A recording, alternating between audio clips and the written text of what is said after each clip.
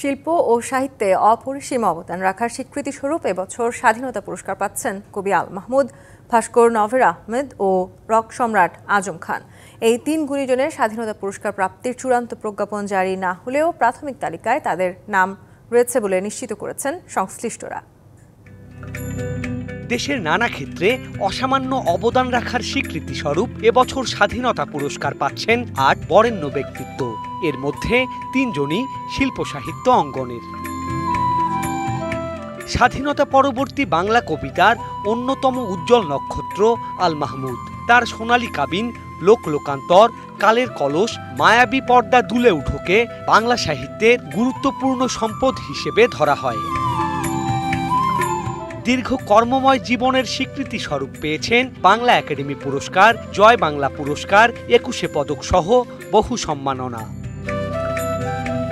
কেন্দ্রীয় শহীদ মিনারের অন্যতম নকশাকার ভাস্কর নভের আহমেদ।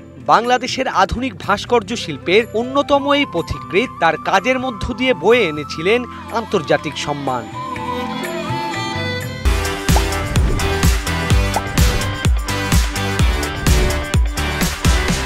প্রাচ্য পাশ্চাত্যের শিল্পধারার এক অনন্য মেলবন্ধনে নির্মিত নভের আহমেদের শিল্পকর্মে মূর্ত হয়েছে ৫২ ভাষা আন্দোলন, মহান মুক্তিযুদ্ধ, ৯০-এর গণ অভ্যুত্থান তথা বাংলা ও বাঙালির সমস্ত ক্রান্তিকাল।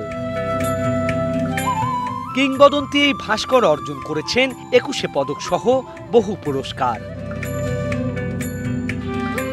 মহান মুক্তিযুদ্ধের গেরিলা যোদ্ধা রক সম্রাট আজম খান। সদ্য স্বাধীন দেশে রক ও পপ সঙ্গীতের জোয়ারে তারুণ্যের উন্মাদনা ছড়ানো এই শিল্পী সৃষ্টি করেন নতুন শ্রোতা।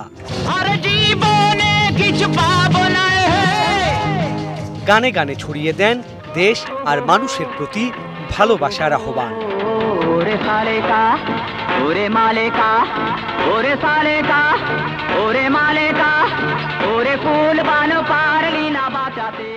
প্রয়াত এই ৩ কিংবদন্তি সংস্কৃতিজন এবছর পাচ্ছেন স্বাধীনতা পুরস্কার। Sourav Bappa, DBC news, Dhaka.